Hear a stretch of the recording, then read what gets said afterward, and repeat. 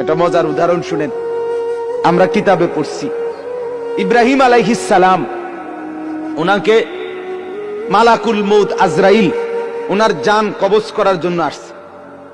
তা আসার পরে আজরাইল জি বলছে, হে আল্লাহর নবী ইব্রাহিম, আমি আসছি আপনার জান কবজ করতে, আপনি যাবেন?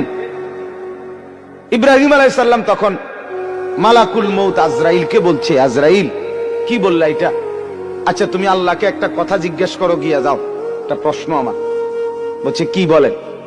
তখন ইব্রাহিম আলাইহিস সালাম বলছে, আল্লাহকে তুমি গিয়া বলো, আয়াকবিজুল খলিলু রূহা খলিলিহি, কয় বন্ধু আরেক বন্ধুর কি জান কবজ করে? বন্ধু কি বন্ধুরে মাইরা ফেলে?